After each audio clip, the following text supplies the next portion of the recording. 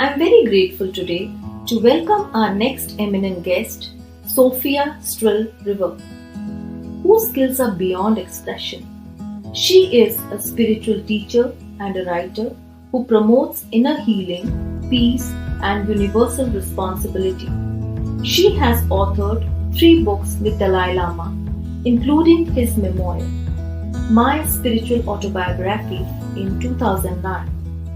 She is a graduate of Indian Studies from the University of Paris. She traveled to the United States, then to India, where she studied Kala Chakra with Tibetan masters.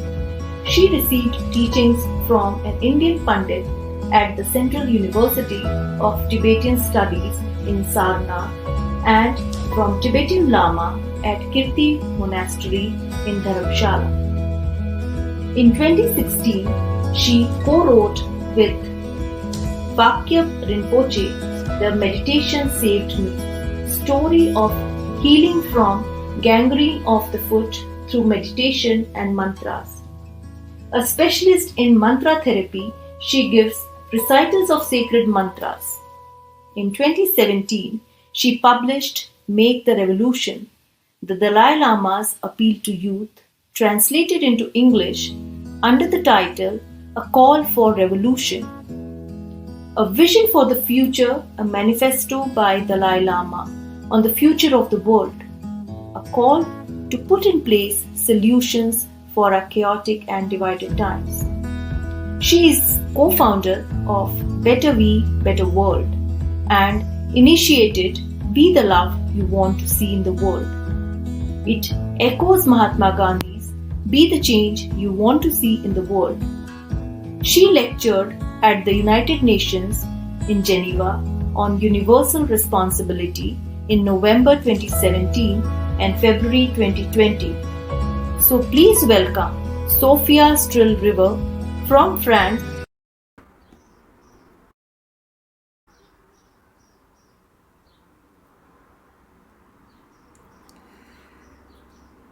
Welcome to this online celebration of United Consciousness International Day. Thank you, Dr. Vikranji and the United Consciousness team for inviting me to present Samagra Yoga, a legacy of the Indian saint Sri Aurobindo. I discovered Samagra Yoga unexpectedly as I was writing my last book, Time for Love is Now. I used to send parts of the book in progress to my publisher, and he once received a piece of my writing while he was staying at the Pondicherry ashram.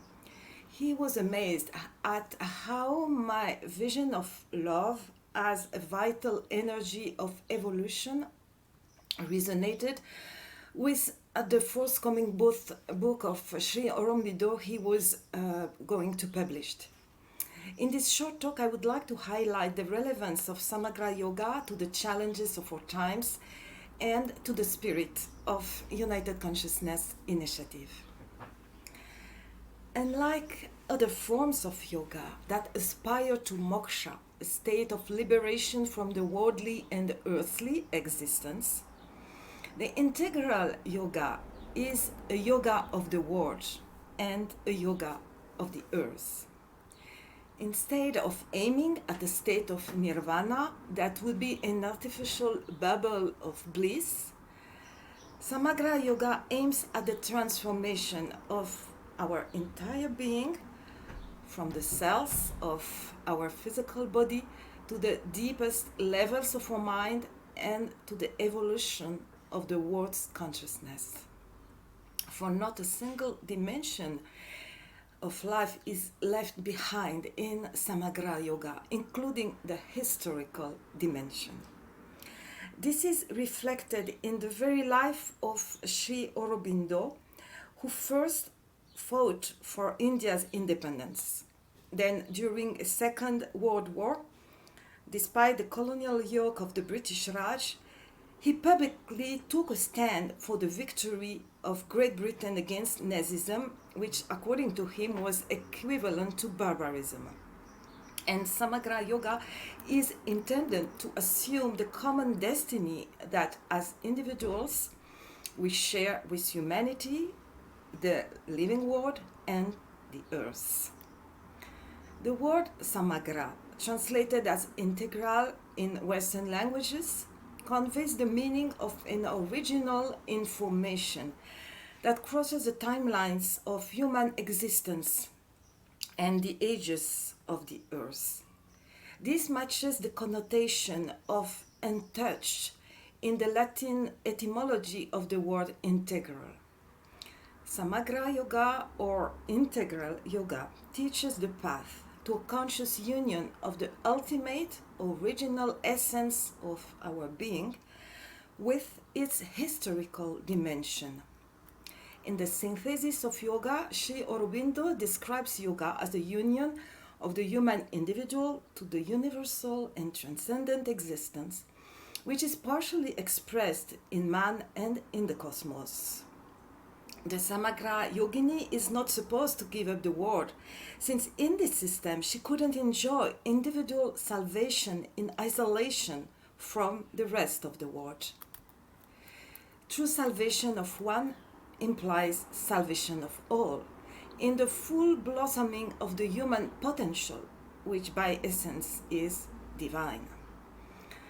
By becoming divine, the Samagra Yogini divinizes the earth. By awakening herself, she awakens the world. In this respect, Samagra Yoga is close to Engaged Buddhism, which emerged in the later part of the 20th century, when Buddhists reframed their practice to address social change and the emergence of a planetary conscience. Such an approach is reflected, for instance, in Dr. Ambedkar's call to get off the cushion and adopt a collectivist notion of Sangha, merging the Buddhist practice with issues of economic justice, political freedom, and ethical striving. Inner spiritual work and outer engagement act together as powerful catalysts for transformation, expressed in actions situated consciously within the historical moment. As another luminary of our time, the Dalai Lama puts it, it's not enough to be compassionate. You must act when something needs to be done in the world to rectify the wrongs. If one is really concerned with benefiting others, one needs to be engaged, to be involved. At the core of Samagra Yoga, compassion is a transformative action intended to achieve a cognitive shift as disruptive as the leap that took place when our distant ancestors went beyond the condition of primates, or when from Homo habilis we shifted to Homo sapiens. According to Sri Aurobindo, we are not confronted to a mere social, political, economic, ideological, or health crisis, but to an evolutionary crisis. In order to lift humanity up on the path of its survival and its fulfillment, he called for a sense of oneness of humanity and welcomed, for instance, the creation of the United Nations, while stressing the limitation of this kind of institution. For an outward organization isn't enough to meet the challenges of our times, and what is needed is an international spirit and a universal outlook. According to Sri Aurobindo, in the future, a new spirit of oneness will take hold of the human race. This spirit of oneness of humanity is one of the life commitments of His Holiness the Dalai Lama. And it's in keeping with the new narrative of evolutionary biology and epigenetics that consider humanity as an organism made up of 8 billion human cells. Each cell contributes its vital intelligence to the Earthlings community, of which each individual is a component. Unlike the Darwinian theory, which promoted the ideology of a civilization based on competition and struggle, that legitimizes violence, predation, and war. This breakthrough in the understanding of evolution acknowledges that no human should be left behind, since each of us, as a cell, nurtures the integral humanity, emerging as one of the most intelligent of all living organisms in the story of Mother Earth. Samagra Yoga, in the light of avant-gardist anthropology, points to a sea change at the heart of our human condition. It asserts that humanity can consciously evolve. We can choose a future of loving kindness, altruism, and pro-sociality, reconciling the needs of the individuals with the needs of society and the evolution of the human race. This evolutionary worldview is supremely empowering. It involves that by consciously managing the evolutionary process, present problems could be solved at all scales, from individual well-being to an economy of care and to a wise stewardship of planet Earth. The current chaos isn't a collapse, but it's the birth of a new humanity that we are witnessing. A new humanity able to regenerate itself and the earth. And the United Consciousness Initiative, with the Integrated Manual of Humanity and its series of international online events, I think is taking up the torch of traditional wisdoms of the past that were ahead of their time. These were visionary wisdoms of the future, resonating with the powerful vibration of a golden age about to dawn within a new humanity reconciled with itself and reconciled with the natural world. This reconciliation is an act of conscious love, since love is an energy of evolution. In the past century, the Mahatma Gandhi used to say, "Be the change you want to see in the world." In this new decade, I'm responding him, "Be the love you want to see in the world." The new narrative in genetics, biology, and neuroscience are indicators that a civilization of love is in the making. It's transforming the lives of all for the better. It's also transforming the future of the mother planet itself. I see this upcoming civilization of love rising. Maybe I won't see it flourishing with my own eyes, but I have no doubt I'll see it with the eyes of my children and the children of my children.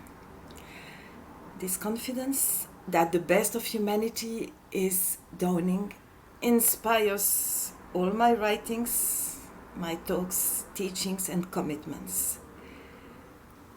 Thanks for allowing me to share my thoughts with you. I'm wishing you all a wonderful online celebration of World Yoga Day with United Consciousness Initiative. Thank you. Thank you, Sofia. Today you elaborate the concept of integral yoga, its historical, its philosophical, and its practical aspects certainly will motivate us as an organization. And this philosophy that you laid forward as a reply to Mahatma Gandhi's quote that "be the love you want to see in the world" certainly will guide us in future also, and very soon we will see the dawn of new civilization which will be full of love. Thank you very much, Sophia ji. Thank you.